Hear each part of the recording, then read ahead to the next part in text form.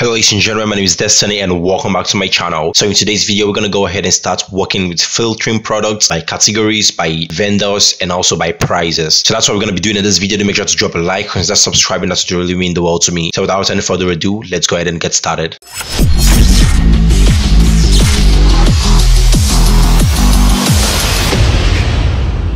So the first thing that we're going to be doing is go ahead and open up the step-by-step back-end logic that we've been using.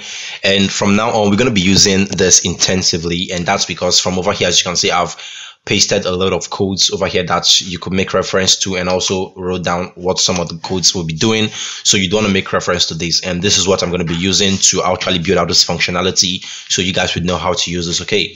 So the first thing over here says that we should iterate over the brands and categories, which might also be the vendor, I think. Yeah, that should be vendor. So we should iterate over the vendor and category in the product list filter section in our template. And we should add data filter, then the name of the filter type, e.g. category or vendor, size or color, whatever, in the data filter. Okay, so it gives us a reference of what we should do over here. Now let's go ahead and start doing that. Now what we need to open is the product list HTML, just like this, and we need to look for a filter section, which is this one over here. Now as we are working on that, I also want to show you guys what we are doing from over here. So I'm going to come over to the shop and I'm going to be showing you guys where we are. So as you can see, this filter over here, this filter section over here is for this. Now this filter thing, if we change it to something like hello, then come over here and refresh. I'm going to refresh one more time. Now what do you notice? This shows hello. So that's what we're going to be using, this section over here. Now I'm going to close this off. So what I'm looking for is this by categories and by vendors. That's what I'm looking for. Now, as you can see, the step over here say that we should iterate over vendor and category. So we need to iterate over this and this. But before we iterate over that, I want to make sure that for the categories, I have a checkbox field like this. Okay, so I'm going to be adding checkboxes like this. Now let's go ahead and start doing that. I'm going to look for by vendors, and that should be over here. Now this is the checkbox thing that I'm going to be looking for. So I'm just going to copy one of this checkbox. And I think also for this asset thing, they are supposed to have images, because if you look at this over here, I'm going to put a static for one of this and we should see their image. Okay, now I'm going to end this off and I'm just going to refresh this to show you guys that they are supposed to have images. Okay, so now after that, I'm going to paste the checkbox thing that I copied over there, and let's refresh and see how it looks. Okay guys, this is how it's looking. Now we could check this, and as you can see, we checked that. How about we also want to give a space in between them? Now if you take a close look over here, you'd see that I used I think that should be this NBSP that allows spaces in HTML. So I just use that over here. You could use two of them if you like. Now if you refresh this, as you can see, now it gives it a space. So that's exactly what we wanted. Now what I'm going to do is I'm going to get rid of every other articles categories that we've got, and I'm going to loop through this one. So over here I'm just going to say end for, and I want to say foresee in categories just over here. So I'm going to say foresee in categories, just like that. And if you're wondering where did I get that from, as you can see, that's what I did over here. Now this foresee in categories is pretty much coming from our context variable. If you open this up, come over to context, then you're gonna see that we have this categories thing that we pass into the context, actually into the context processor, so that we can be able to access it in all our templates. So that's where I'm getting all this from. Okay, now if I do this, come over here and refresh, then you should see two categories, and that's because if you come over to the admin section, I'm going to open up the admin section, and I want to make sure that I log in. Okay, as you can see right now, I'm logged in. I'm going to come over to categories. Now what do you notice? I got two categories, right? Cosmetic and food. Now that's great. How about I want to go ahead and add up one more category, and I'm just going to choose an image for this one. I'm going to come over to my desktop, come over to that should be e-commerce front end template, open up assets, open up image, open up shop, and I could just choose one of these. Okay, so I could just choose, let's say I'm just going to choose that one.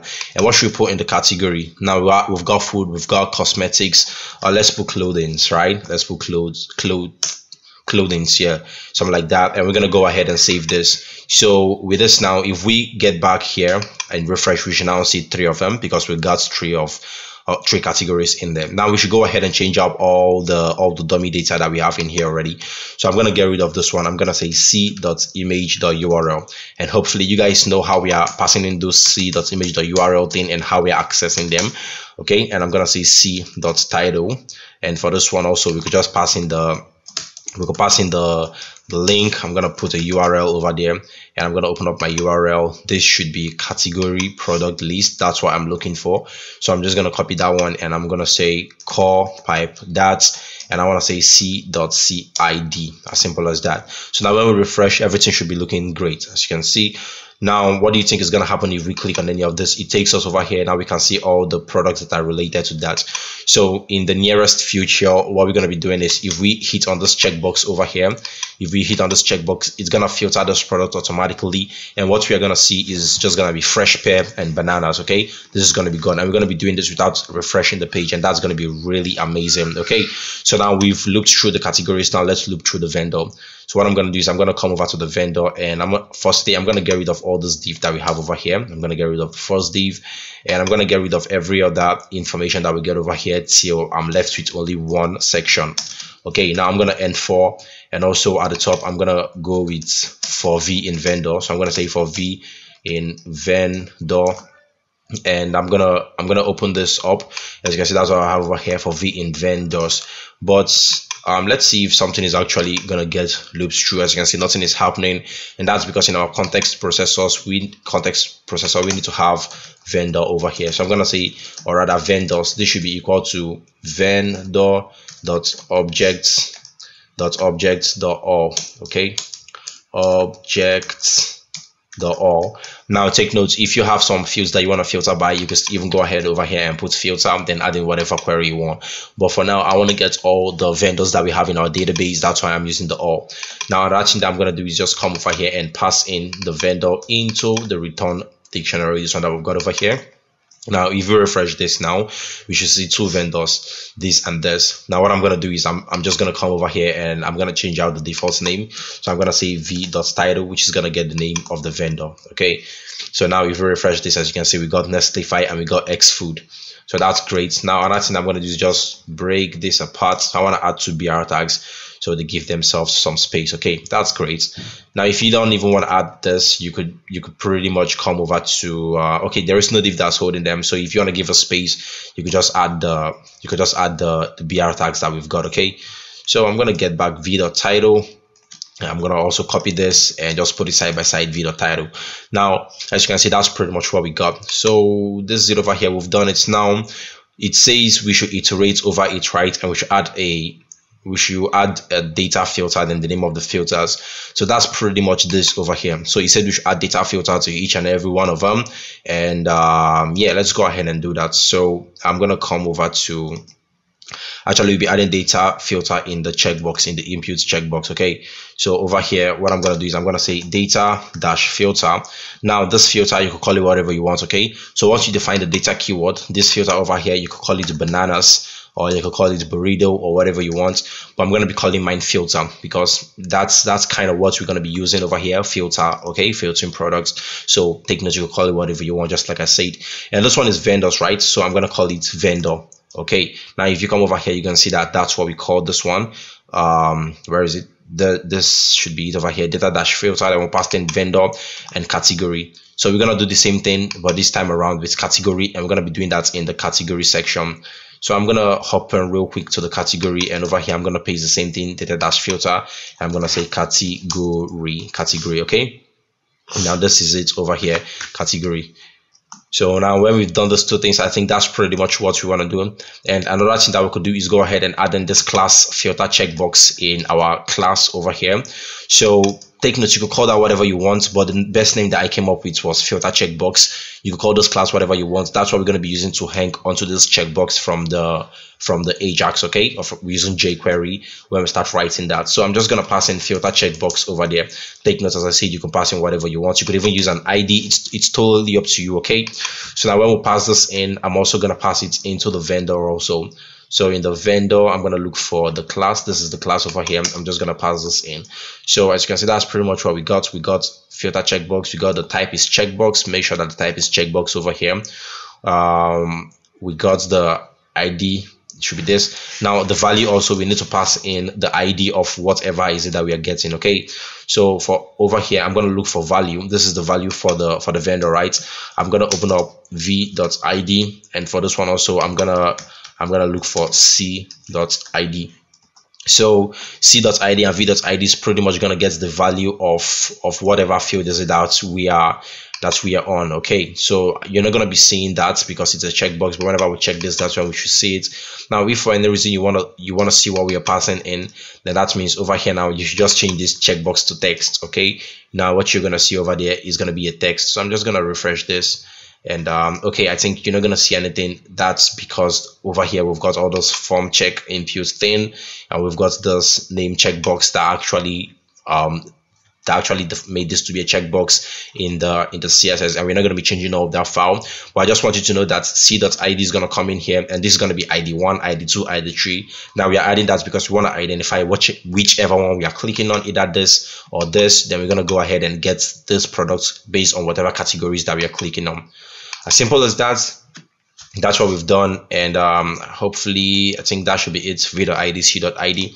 Now let's look at this again and see if there is anything that we might be missing. And as you can see from here, I don't think there is anything that we are missing. So that's it.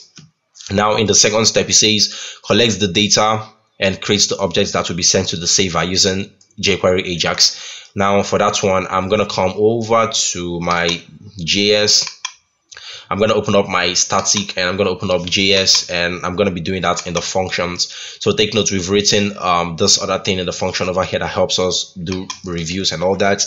Now I want to be doing something else. So I'm gonna just console. Okay, instead of just console something, I'm going to write this simple query over here that's going to help us collect all the data that we're going to be passing in and send it to the saver. Okay. So what do we want to do? I'm going to get back here, and we want to check when we only want to start executing this commands when the documents have been fully loaded. So I'm going to say documents.ready, and in this ready, that's where we're going to create a function. Okay, and I'm going to open that up and open up curly brackets. So in here, the first thing that we could do is go ahead and grab that filter checkbox. So remember this filter checkbox ID, that class that we passed in here. We want to grab it, and we want to say, hey Ajax, hey, listen up, I want to tell you something. Whenever I click on any of those buttons that has a class of filter checkbox, I want you to do something. Okay, so that's what we want to do now. Now over here, now we're gonna say Ajax, hey, whenever I click on that button, whenever I click on all this over here that has a class of filter checkbox, now how do we do that?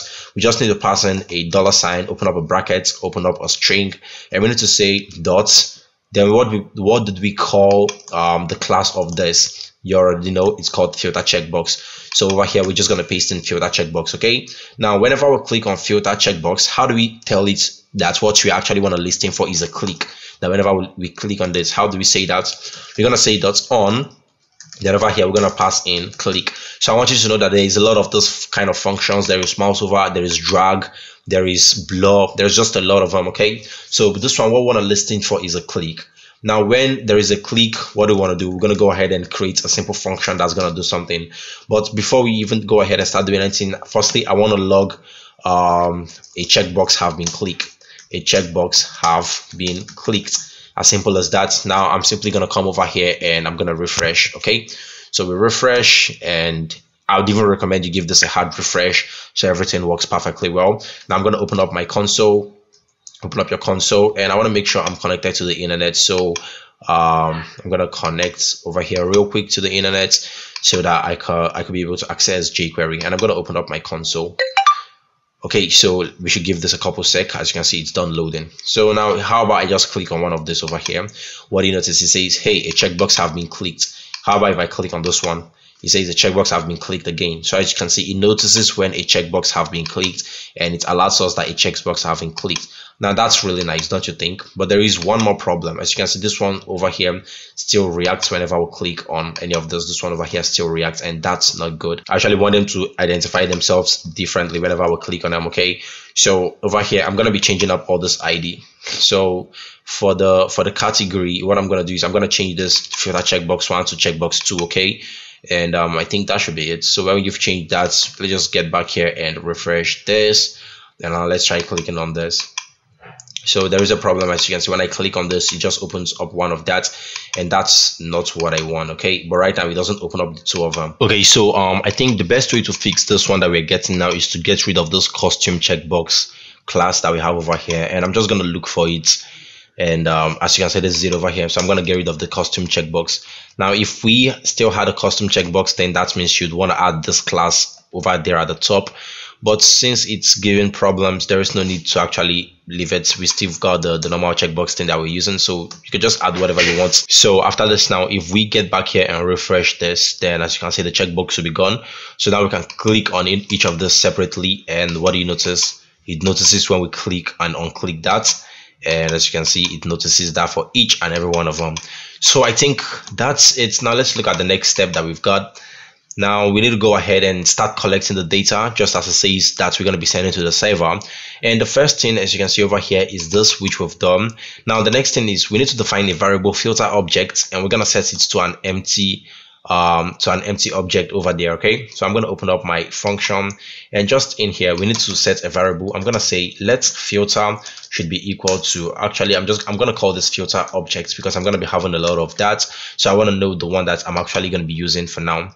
So I set it into double parentheses, open and close, empty object. Okay, so now when we've done that, the next thing that we would want to do is go ahead and get each and every one of this that we are clicking on. So when we click on each and every one of this, so when we click on this, we want to know the particular one that we clicked on, and we want to get all the data related to whatever we clicked on. Okay, so how do we do that? Now just down here, I'm gonna open up the same parentheses thing that we got, and I'm gonna say dot, then I'm gonna say filter check box, just like we have before at the top over there. So now I'm gonna say when we click on the filter checkbox, I want to loop through each and every one of them, and I'm gonna write a simple function that's gonna do something. Okay, now in this function, what I'm simply gonna do is go ahead and check for something. So I'm going to say let filter underscore value should be equal to, then I'm going to say this dot val. Now hopefully I've explained what this means. So I'm going to say this over here, then I'm just going to open up and I'm going to say the val. So that means I'm getting the value, right? Now this dot val is pretty much this filter checkbox over here, which is linked to this one that we've got over here, filter checkbox. So whenever I will say this, then it's getting the one that we're clicking on is getting this particular one that we're clicking on, or this one, or this one, or any of them that we're clicking on. So that's what this actually mean. Okay, so now we say this dot val, that's what we want to get. And now we also want to go ahead and get the data filter thing. So remember this data filter that we passed over here, we want to get either for the vendor or it's the category that we're clicking on. So we want to know the one that we're clicking on, and we're going to be grabbing all that using data filter. Okay, so what is the best way to grab this? I'm just going to say let's filter key. So you could call it filter key, you could call it whatever you want, but I'm going to call my filter key should be equal to $. Then I'm simply going to get this. So as I told you guys, this is filter checkbox, which is this input field over here. This, now if you take a close look at everything in this input field, which one do we want to grab? We want to grab data filter, right? So we're gonna say this dot data, and as I told you guys before, you could call this burrito. So that's not the one you want to hook onto. The one you want to grab is data, then grab whatever that's inside data, which is this filter. Okay, now whenever we grab whatever that's appended to data, which is filter, it's automatically gonna know if it's vendor or if it's category, which is this one over here. Okay, so that's what we're going to be doing. Now let's go ahead and do that in the function JS.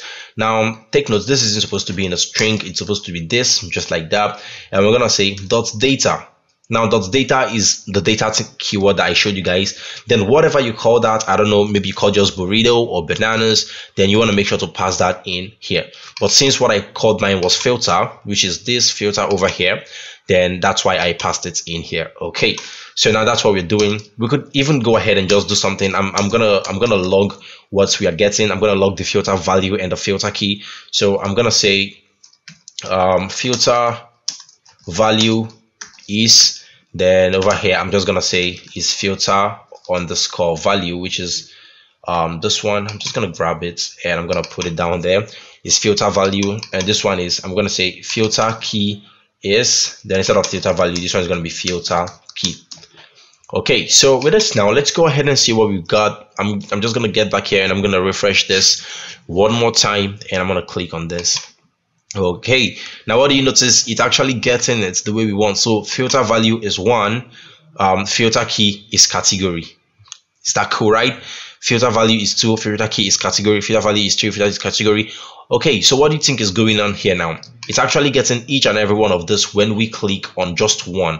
And do you think that's cool? No, I don't think that's actually what we want. Okay, we want to go ahead and get each separate one when we click on any one, and that's what we're going to be doing.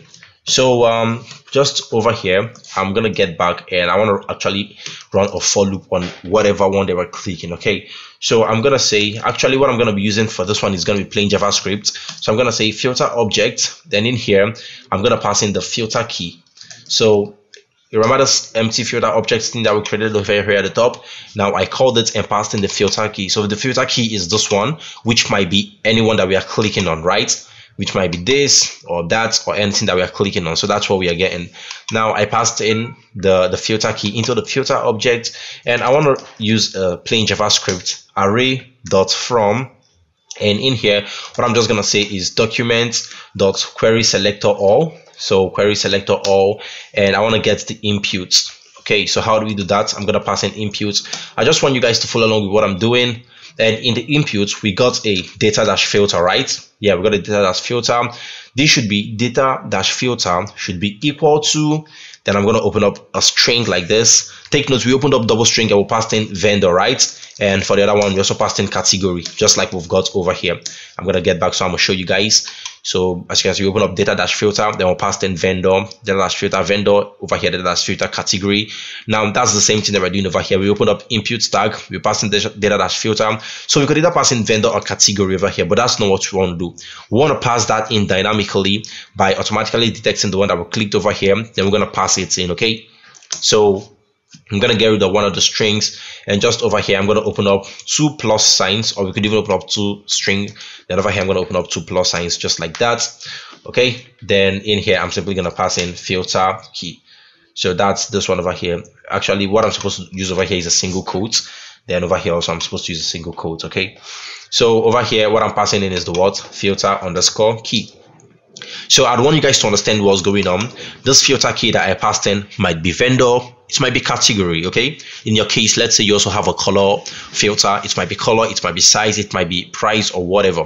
But as you can see, this one is filter key, and this is the filter key that I defined over here, which is getting the data that's filtered, which might be either vendor or category.